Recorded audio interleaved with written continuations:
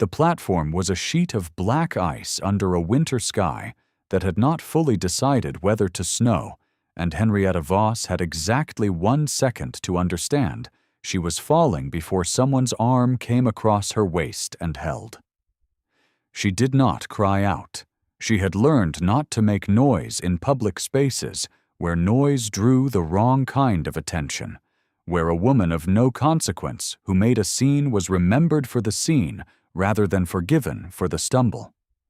So she went rigid inside the stranger's grip, and the cold air came up around her, and her half-boot scraped against the stone flags, and she found herself upright, with her heart thrashing behind her ribs, and her gloved fingers pressed flat against a dark wool coat.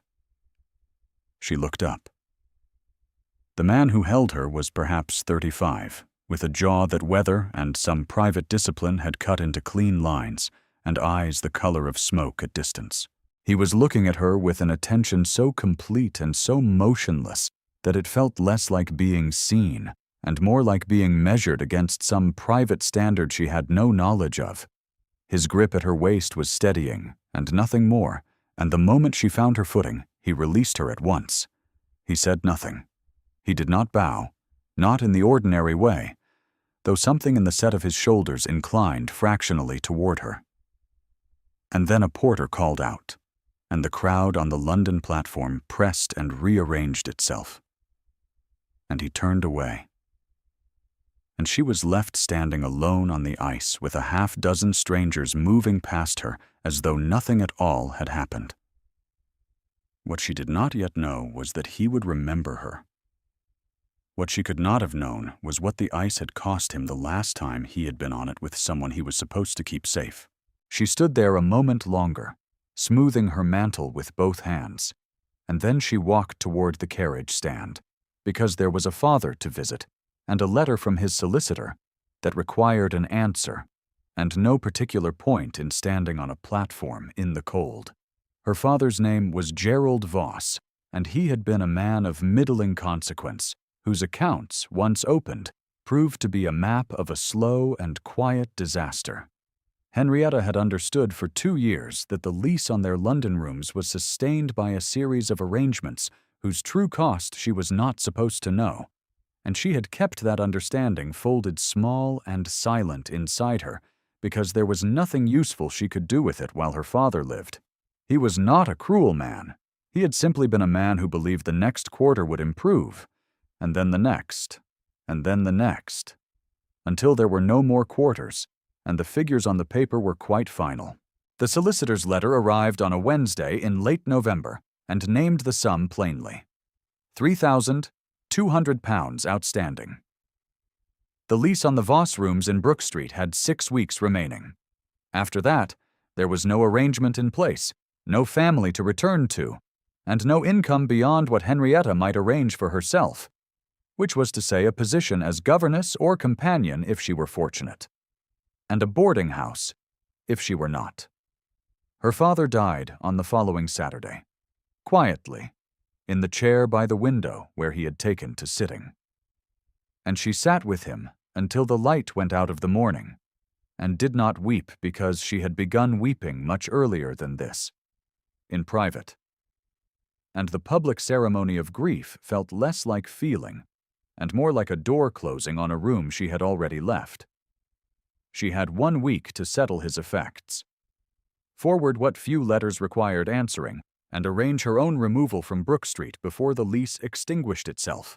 She had 3 gowns that were serviceable, and 1 that was not, a small case of her mother's books, and the particular kind of steadiness that comes from having known the disaster is coming for so long that its arrival is almost a relief. It was on the 2nd day of that week that the sealed letter arrived. She had not expected a letter. She had expected a printed boarding house advertisement and a list of agencies who placed companions. The letter's seal bore a device she did not recognize, and the hand that had addressed it was precise and unhurried, and had clearly written very few letters that were not answered immediately. It read as follows: "The bearer of this note, Miss Henrietta Vos, is offered the position of companion and daily attendant to Miss Nora Ashford, ward, age 7 years, at Ashford Park, Derbyshire, for the winter season at minimum and at the Duke of Ashford's continued discretion. Transport will be arranged. Compensation is named and adequate. Miss Voss is expected Monday next. There was no explanation of how her name had been obtained. There was no inquiry as to whether she was inclined to accept. There was simply the expectation, written in that precise, unhurried hand, that she would be present on Monday. She read it twice, and then she looked out the window at Brook Street, where a thin snow was beginning to fall on the cobblestones, and the costermonger on the corner was wrapping his hands in sacking against the cold. She thought about the boarding-house list in her right-hand drawer, and the 3 serviceable gowns, and the 6 weeks. She thought about a man on an icy platform whose grip had been steadying, and nothing more. She packed her case that evening. Ashford Park in December was not a place that apologized for its size. The carriage brought her up the drive at 3:30 in the afternoon, when the light was already thinning across the park's long view toward the frozen ornamental lake, and the house itself stood at the end of that view like a fact about the world that had been there long enough to become comfortable with itself.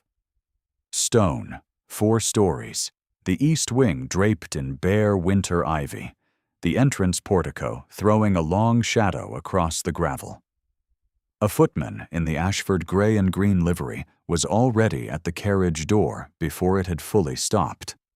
The housekeeper, a compact woman named Mrs. Pemberton, received Henrietta in the entrance hall with the precise courtesy extended to an appointment rather than a guest.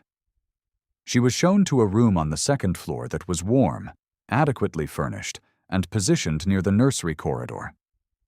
The room was not the family wing and not the servants' hall. It occupied a kind of practical middle distance, which Henrietta understood immediately to be accurate. She met Nora before dinner. The child was 7 years old and serious in the way that children are serious when they have grown accustomed to the company of adults who do not look at them.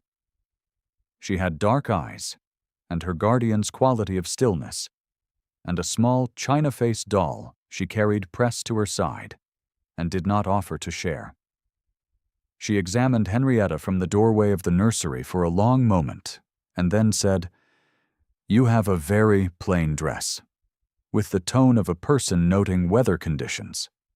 "I do," Henrietta agreed. "I have 3 that are not plain," Nora said, apparently satisfied that this had been established. "Miss Crane said plain dresses meant plain thoughts. She left in October." "What do you think?" Henrietta asked.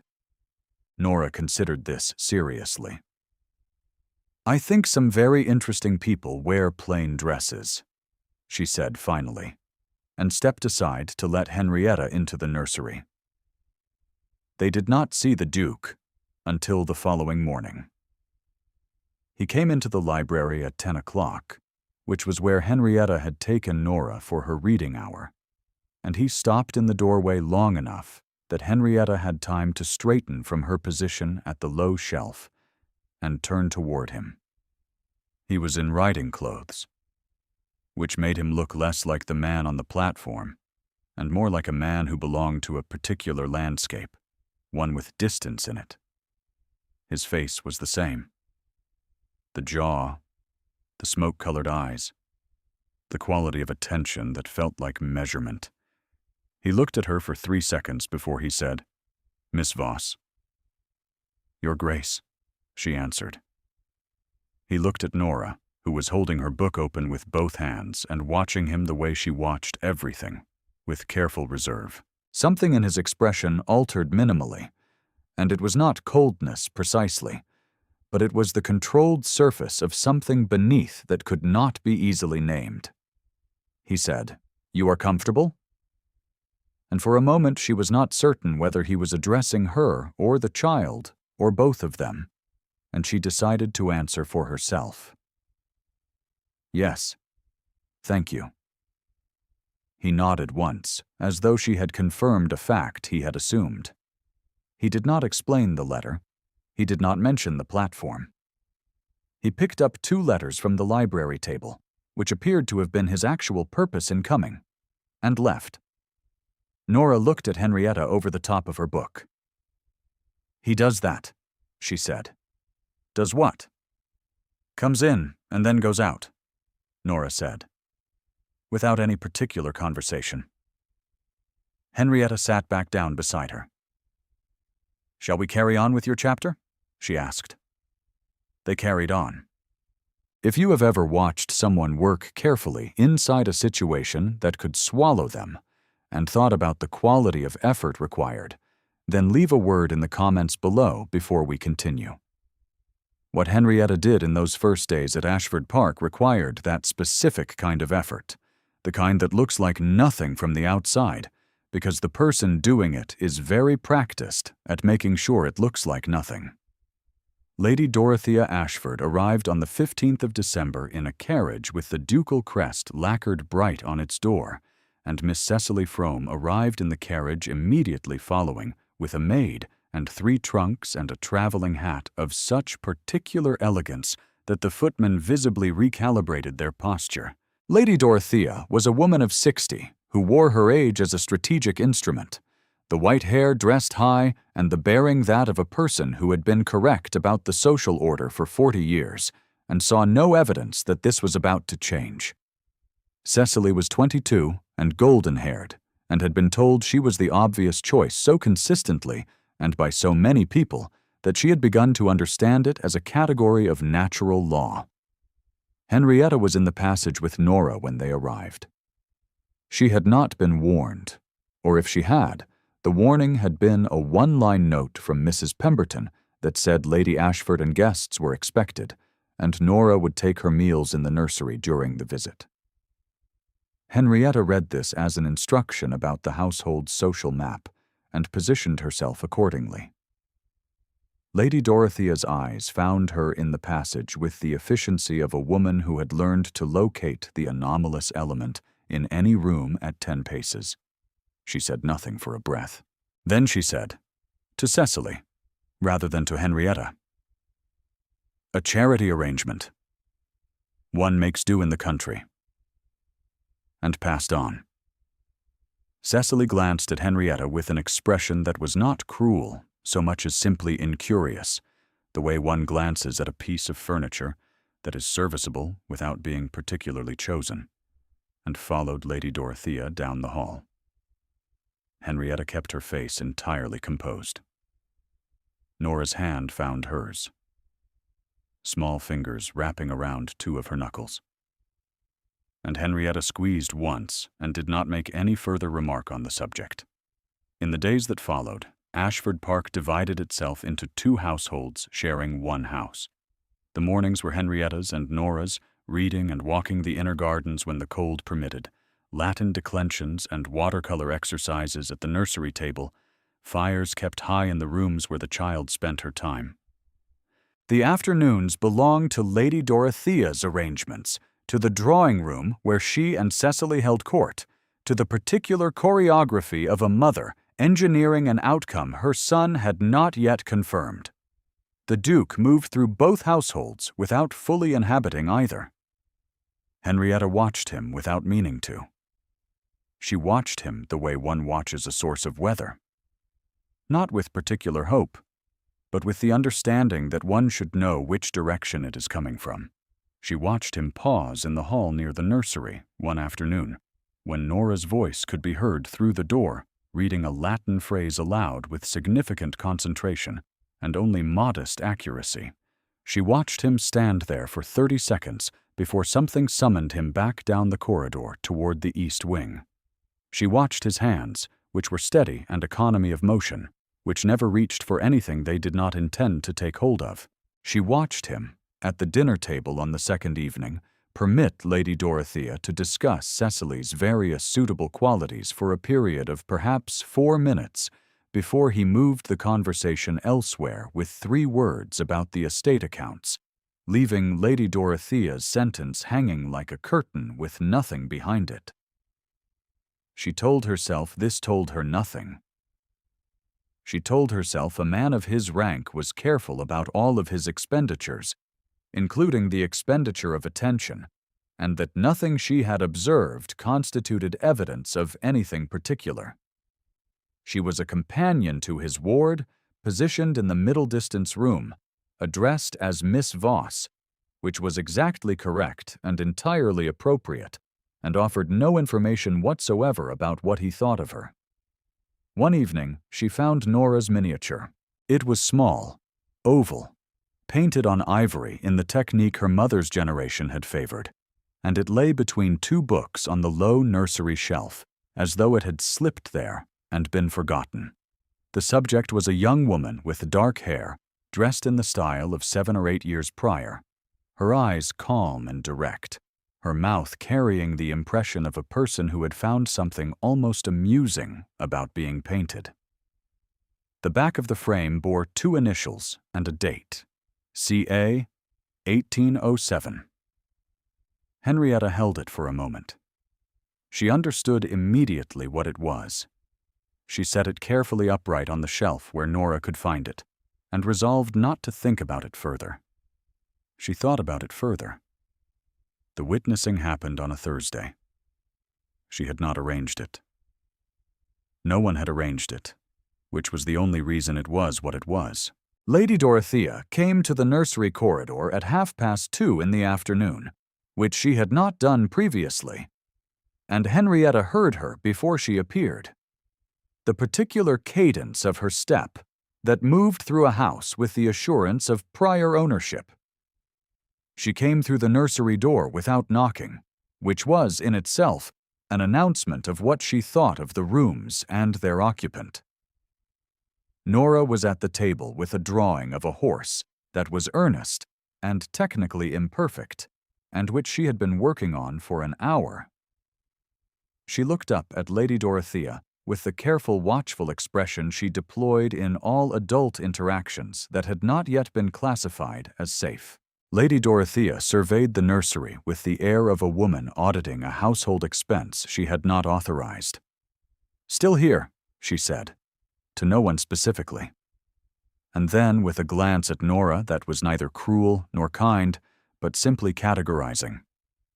"The child is an inconvenience Julian has allowed himself for sentimental reasons. When he marries sensibly, the appropriate arrangements can be made." Nora went very still. The hand holding the drawing pencil did not move, but Henrietta could see from her position by the window the alteration in the child's posture, the small retraction that is not flinching and is not crying and is worse than either, because it is the body of a person who has heard something like this before and knows better than to react to it. Henrietta set down the book she was holding. She set it down with care. She walked to the table, placed herself beside Nora's chair, and looked at Lady Dorothea with an attention that she made no effort to make comfortable. "Nora," she said, "is completing her drawing.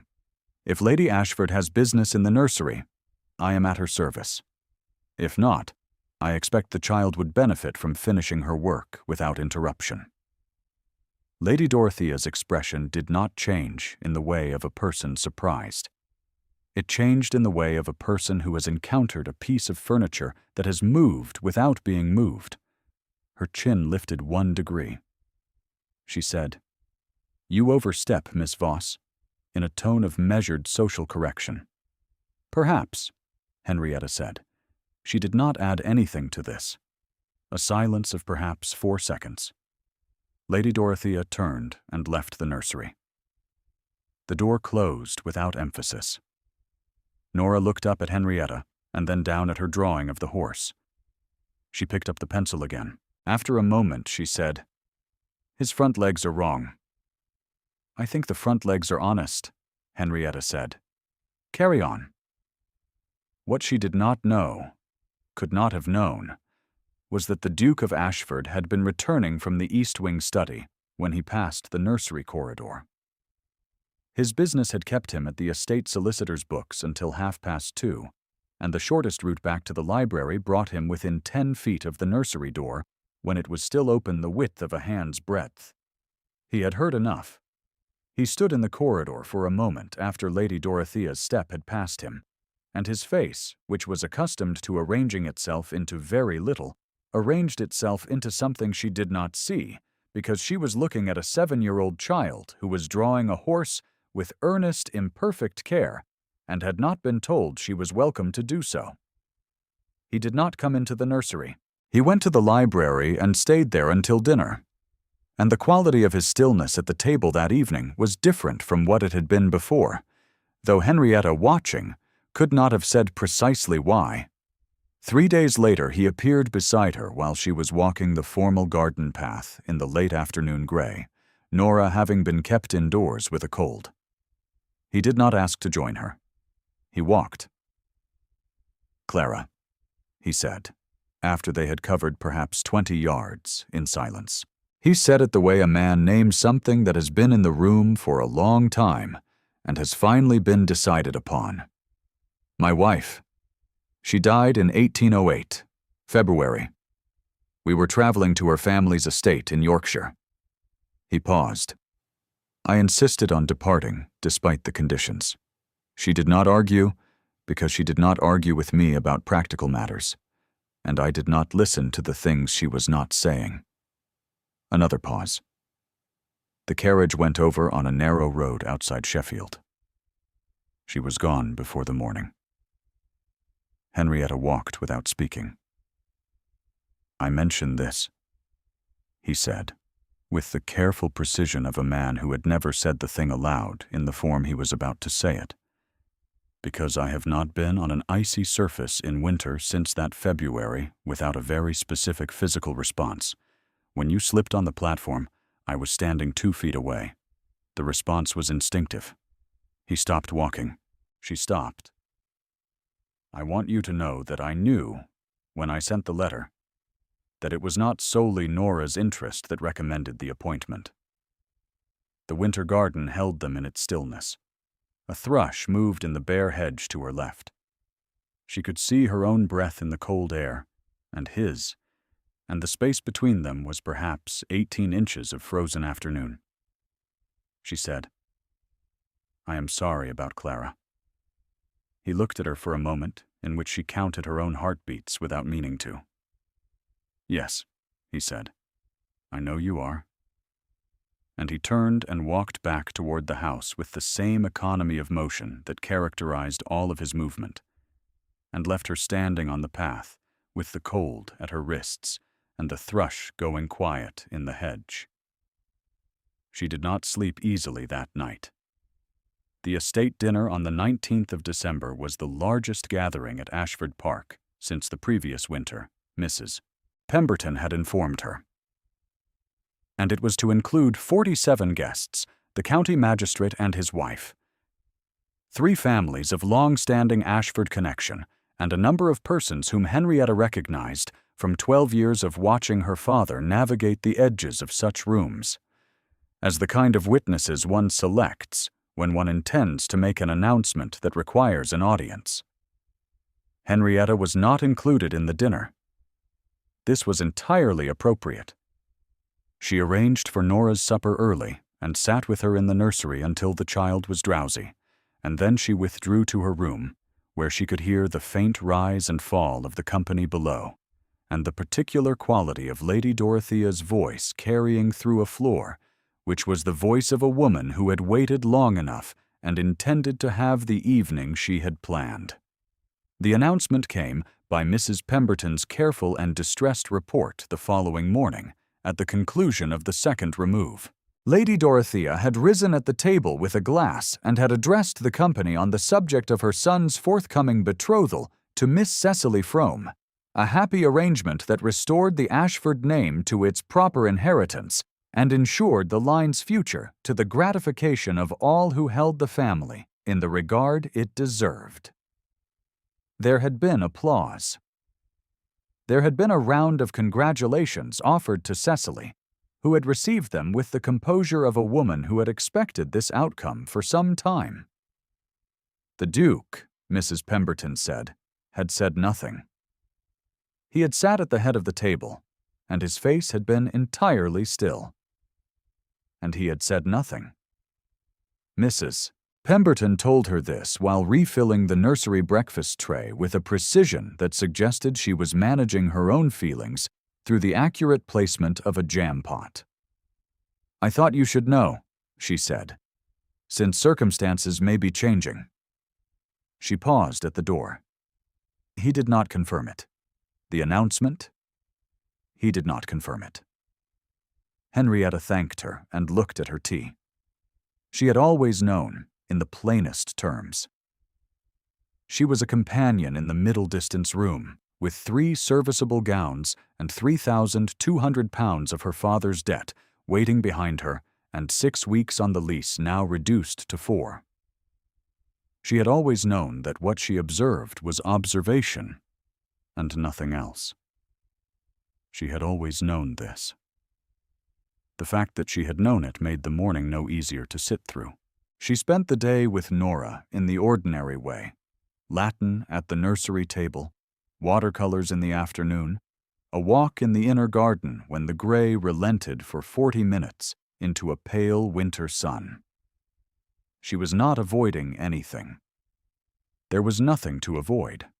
She had made no declaration, and neither had he, and the situation was exactly what it had been, and the only change was that she now understood the 4 weeks remaining on the lease as a resolution rather than a threat.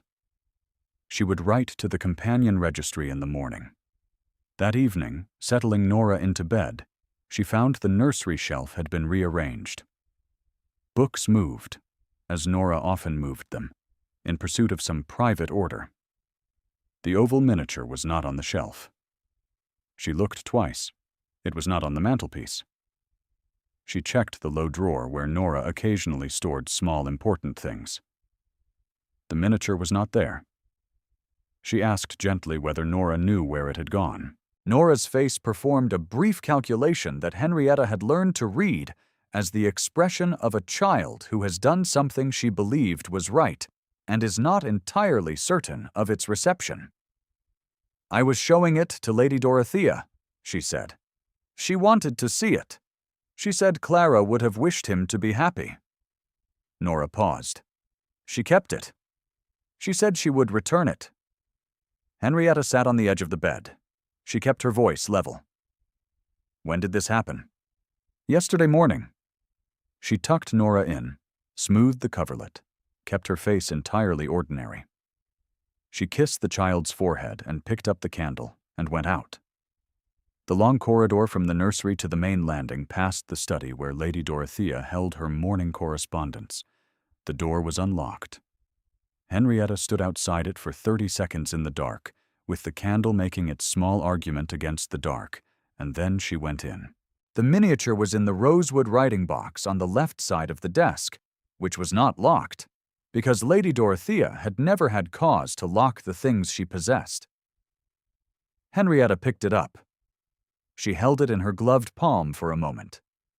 CA 1807 facing upward, Clara's direct and almost amused gaze looking at the low ceiling of the study. She thought, with perfect clarity, that she could carry this to the Duke tonight, explain what had occurred, and it would require them to speak. That it would constitute a reason to remain one more day, and another conversation, and perhaps something else from that conversation that she could not quite put a name to, and could not afford to want. She thought about this for 3 seconds. Then she walked to his study door at the end of the east corridor, which had a light still burning under it at 11 in the evening, and knocked twice. He opened it. She held out the miniature without preamble. "Nora's," she said. "It was mislaid. It belongs here." She did not explain further. She did not meet his eyes for longer than was necessary to establish that she had delivered it, that it was his, that the matter was complete. She turned to go. "Miss Voss." His voice was not loud. It never was. "You are leaving." She stopped. She did not turn. "I think the arrangement has reached its natural conclusion, Your Grace." "The arrangement," he said very precisely, as though the word required careful handling, "is not concluded. The betrothal announcement would suggest otherwise, she said, and was immediately aware that she had said more than she intended. A pause. The announcement, he said, was my mother's, not mine. I made no confirmation. I will not be making one. Another pause. I need you to remain. She turned now, because it would have been worse not to. He was standing in the study doorway with Clara's miniature in his hand, and his face doing something she did not have the vocabulary to read precisely, though her body appeared to be reading it without her permission, because her pulse had made itself audible to her in the way it had on the icy platform, that particular animal response to a situation in which something mattered beyond the ability to be governed. I cannot remain, she said, on the basis of need, without knowing the terms. The terms, he said. He looked at the miniature, then at her.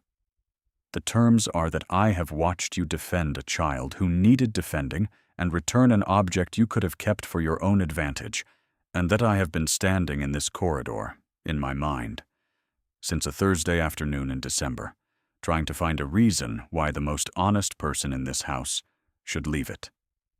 He stopped. He said, I am not good at this. I am aware I am not good at this. No, she said. She was aware that her voice was not entirely steady. You are not? Something in his face moved, just fractionally. It was not a smile, precisely. It was the controlled surface of one. Stay, he said. Please.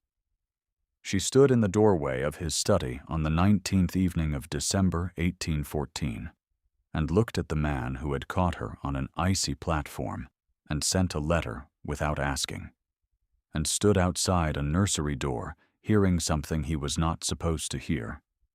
And she said, I will stay tonight, and I would like to discuss the terms properly in the morning. He said, yes, and stepped aside to let her in, and the candle she was holding made the study warm with its small light. What followed was not a discussion that evening.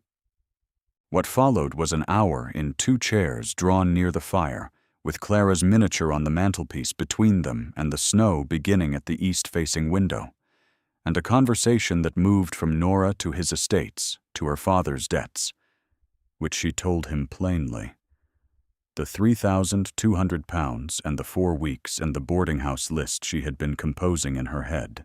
He listened to all of it with the attention she had come to understand was his particular form of care, and when she finished he said nothing for a moment, and then said that those were solvable problems, and she said that she had not told him so that he would solve them, and he said he understood that, and looked at the fire, and said, I am asking you to consider a different arrangement than companion. She looked at him. I am asking, he said, with the care of a man who knows he is placing something valuable on uncertain ground, whether you would consider being the person who stays. She considered it, in the sense that she sat in her chair with her hands in her lap, and the snow at the window, and the fire making its domestic argument, and looked at the man who had been cold in all the public rooms, and said, 3 Thursdays ago, walking in the winter garden, that he had not been on ice in winter without a specific physical response, and that sending the letter had not been solely for Nora's sake. You would need to ask properly, she said, in the morning, with the full difficulty of what you are asking, understood by both parties. Yes, he said. The next morning, after she had drunk her breakfast tea and before Nora's Latin hour, he asked. She said yes. Lady Dorothea received the information in the drawing-room at 11 o'clock, before the assembled house guests who had remained at Ashford Park in the expectation of a pleasant pre-Christmas arrangement that had been organized to their satisfaction. She received it from her son, who came into the room, crossed to where Henrietta stood near the window, took her hand in his, and said to the room at large, I am pleased to introduce Miss Henrietta Voss, who has agreed to become the Duchess of Ashford. The room went very quiet. Cecily Frome stood near the fireplace with her hand at her collarbone and her face performing the recalibration of a woman whose script had been removed from the stage. She said nothing. Her eyes found the floor. There was a dignity in this, Henrietta thought, that deserved acknowledgement, and she resolved to find a private moment to offer it. Lady Dorothea's face was white at first, and then composed. She had the quality of a person who has built her identity on the correct functioning of the social order and finds herself facing an amendment she had not drafted. Her chin came up. She looked at her son's face, at the set of it, at the hand that held Henrietta's in the plain sight of everyone in the room. Something in her expression crossed over a line that was not capitulation and not approval, and was, perhaps, a first recognition that he meant it. He had always meant things he said. She had simply not expected this particular thing, she said. And her voice was even. Julian. Just his name. He looked at his mother. She looked at him for a long time, and the room held its breath. And then she turned and looked at Henrietta, with the directness of a woman accustoming herself to a fact. Her face held the specific expression of a person who is revising a calculation she has held for a long time and has not yet reached the new figure. She said to Henrietta, "You will find the households require management." It was not welcome. It was not warmth. It was the opening position of a woman who had been corrected and was now, with the particular discipline of her generation, beginning to arrange herself around the correction. "I expect so," Henrietta said. "I expect I will learn what I do not yet know." Lady Dorothea looked at her for another moment, then inclined her head, 1 degree, the smallest possible architecture of an acknowledgement, and sat down. The room breathed again. The county magistrate's wife, who had been standing near the window and who had known the Ashford family for 30 years, said, in a voice she was apparently not trying to keep quiet, "Well, she will do very well." And that appeared to settle the matter.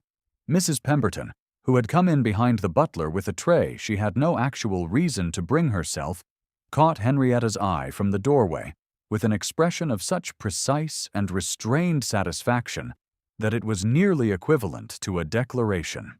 Cecily excused herself within the half-hour, pleading a headache, and the company shifted, as companies will, from the register of social aftermath into the ordinary business of a morning. Henrietta stood by the window with Julian's hand still in hers and watched the winter garden below, where the snow from last night had settled on the stone edges of the ornamental pond and was catching the morning light. "Your mother said charity arrangement," she said, the first day, within Cecily's hearing. He looked at her. "I know."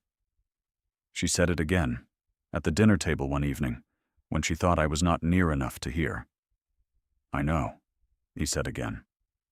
"And she said Nora was a sentimental inconvenience." A pause.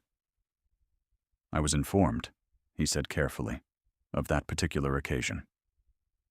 She thought about the nursery corridor, the door a hand's breadth open, the quality of stillness she had sensed in the days after. "You heard it?" she said. "I heard enough," he said. He turned toward her, and the morning light from the window fell across the side of his face, and his expression was the controlled surface of something beneath that was neither cold nor distant, but was the very careful thing a person looks like when they have been tending to something private for a long time and have finally decided to put it somewhere visible. "I heard you tell her to finish her work without interruption." Henrietta looked at his face. "You did not raise your voice," he said. "You did not apologize. You simply stood between Nora and the thing that was diminishing her, and then you went back to what you were doing." He paused. "I have known very few people capable of that." She thought she should say something measured and appropriate. She said, instead, "She had her horse to finish." He looked at her for a long moment, and then the controlled surface of his expression gave way, entirely, to something that was warm and undisguised, and which sat on his face with no apparent effort to conceal itself, and she understood, with a certainty that moved through her from her sternum outward, that this was his actual face, the one beneath the one the world was given. "Come," he said. "Nora will be waiting." They went up to the nursery together. Nora was at the table with a new drawing, a horse again, but more assured than the previous one, the front legs better articulated. She looked up when they came in, took in the fact of them side by side in the doorway, and said with the particular gravity of a 7-year-old rendering a verdict, "You look different." "Do we?" Henrietta said. "You look as though something has been settled," Nora said, apparently satisfied, and bent back over her drawing. Julian looked at Henrietta over the child's head, and Henrietta looked at him, and neither of them said anything, because nothing was required. The winter settled over Ashford Park in the days that followed, with the unhurried thoroughness of a season that intends to stay. The solicitor came from Derby on the 23rd and produced the paperwork for the Voss lease termination and the formal settlement of the £3,200 outstanding, which Julian discharged without discussion, and Henrietta accepted with the grave composure of a person who has learned not to confuse gratitude with diminishment. She wrote the letters herself, to the creditors, in her own hand, at the library table, while Julian worked at the opposite desk, and the fire kept them both in the particular warmth of a room that has become domestic. The license arrived by sealed post on the afternoon of the 26th, and they were married on a Tuesday morning in the estate chapel, with Mrs. Pemberton and the magistrate's wife as witnesses, and Nora holding a small bunch of winter-cut holly from the garden, which she had assembled herself with considerable attention to symmetry. Lady Dorothea attended. She sat in the first pew with her back straight, and her expression that of a woman performing her duty, and finding, perhaps, that it was less disagreeable than anticipated. She did not speak to Henrietta before the ceremony.